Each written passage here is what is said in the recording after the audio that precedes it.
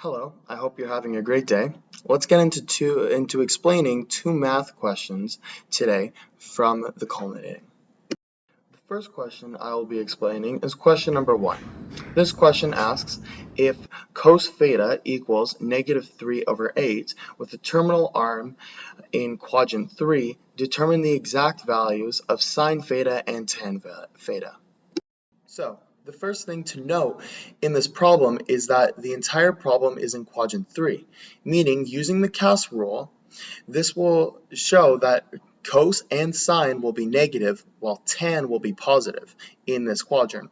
So getting into the question, we already have cos theta equals -3/8, meaning -3 is the adjacent and 8 is the hypotenuse. Both sine and tan need the opposite to solve for the exact values in this equation. Thanks to Pythagoras, we can actually use his equation and kind of manipulate it in a sense. So we can do square root the hypotenuse subtracted by the adjacent. Of course, both are squared, and then as we can see in this problem, and then boom, and once we solve this, we have the opposite. According to my calculations, this will be the square root 55 exactly.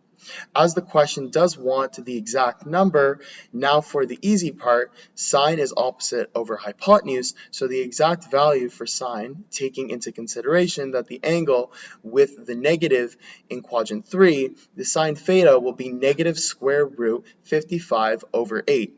Tan is opposite over adjacent, so it will be negative square root 55 over -3, which cancel out, making, of course, tan theta equaling 55/3. Okay, the next question I will be getting into from the Culminating is question 8. This question gives a nice little picture of the problem and we have to use it to find the y angle and the x side length. Now getting into the problem, it is useful to know that sine law and cosine law. One can see that y cannot be determined through either law.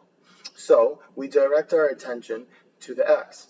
It seems here that there are two side lengths and the angle x. To find side length x, we turn to our great friend cos law. Cos law is perfect for this, so it is simple as we plug in the values of our side lengths and angle, and boom, we have x equals 10.7, as the question did ask to round to 1 decimal place. Thank you, cosine law. Now that we have this side length, if we look back at the upper triangle, there seems to be enough to use our other good friend, sine law. Write out the equation and put it to be determined for y with its side length equals 15, and on the other sine 35 degrees as the angle and 10.7 as the x side length. Now, listening to Jesus, we cross multiply, and now we start to actually see something we can work with.